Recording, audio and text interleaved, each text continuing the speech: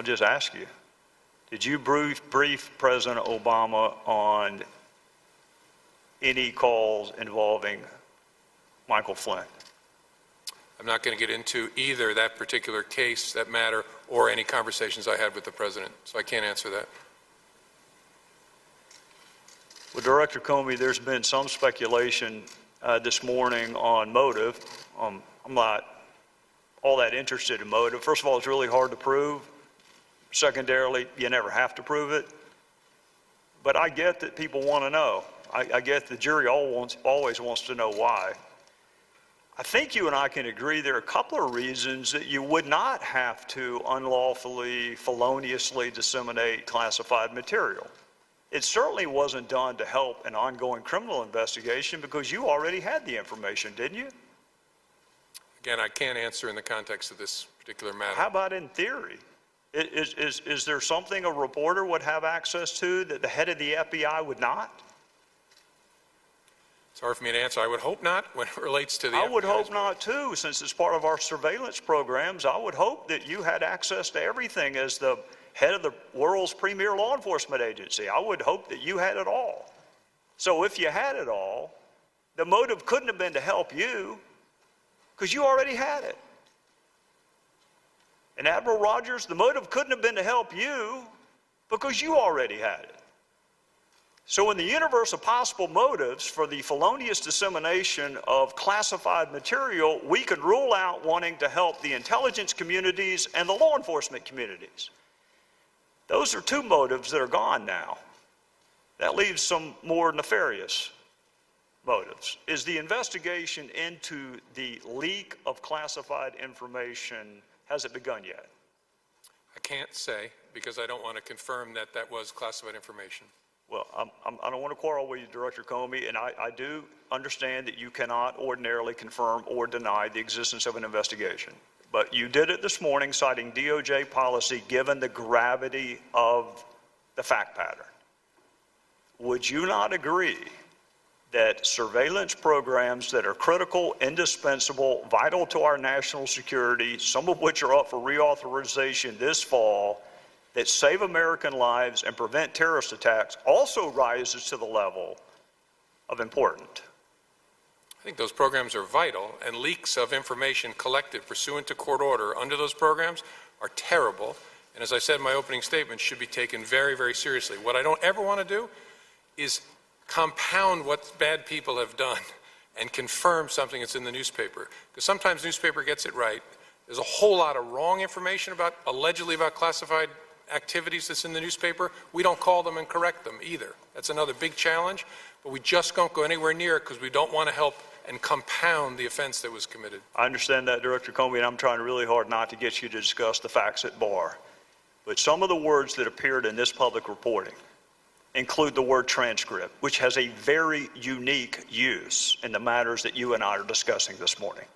That is a very unique use of that word. Wiretap has a very specific meaning. The name of a U.S. citizen that was supposed to statutorily be protected is no longer protected. So some of this reporting, let's assume 90% of it is inaccurate. That other 10% is still really, really important. And to the extent that you can rely on the dates in either the Washington Post or the New York Times, we are talking about February of this year is when the reporting first took place. So we're a month and a half or 2 months into something that you and I agree is incredibly important and also happens to be a felony. So I'm just simply asking you to assure the American people, you've already assured them you take it really seriously. Can you assure them that it is going to be investigated? I can't, but I hope people watching know how seriously we take leaks of classified information. But I don't want to confirm it by saying that we're investigating it. And I'm sorry I have to draw that line. I just think that's the right way to be. Well, I'm not going to argue with you, Director Comey, but it is, we're going to discuss a lot of important things today. Whether Russia attempted to influence our democratic process is incredibly important. Whether they sought to influence it is a separate analysis, incredibly important. The motive behind that interference and influence, incredibly U.S. response, incredibly important. Some of that may rise to the level of a crime. Some of it does not rise to the level of a crime. One thing you and I agree on is the felonious dissemination of classified material most definitely is a crime.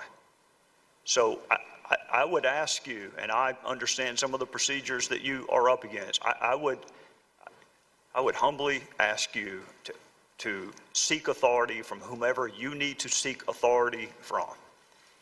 Because I'm going to finish the same way I started. This is an agreement between the American people and its government. We, the American people, give certain powers to government to keep us safe. And when those powers are misused, and the motive is not criminal investigations or national security, then I'll bet you my fellow citizens are rethinking their side of the equation.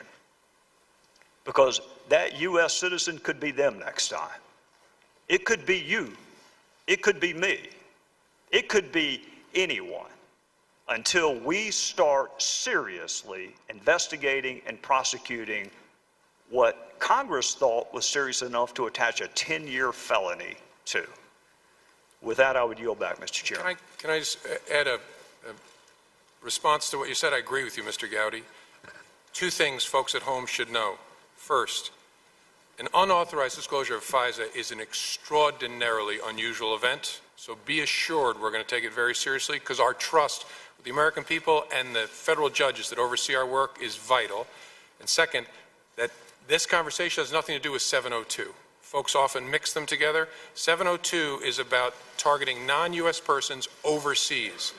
Pursuant to the FISA statute, the FBI can apply to collect electronic surveillance in the United States, but it's a different thing from 702. The conversation you and I are just having is about this, which is vital and important, but I just didn't want to leave folks confused. Director Comey, you are 100% correct, and I am 100% correct in saying that that is a distinction that doesn't make a difference to most of the people watching television. You are exactly correct. What we are reauthorizing this fall has nothing to do with what we are discussing, other than it is another government program where the people consent to allow government to pursue certain things with the explicit promise it will be protected. So you're right, they're different. But in the eyes of people watching, it is the U.S. government officials leaking the name of a U.S. citizen, and if it can happen here, it may happen there.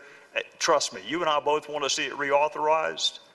It is in jeopardy if we don't get this resolved. Gentlemen.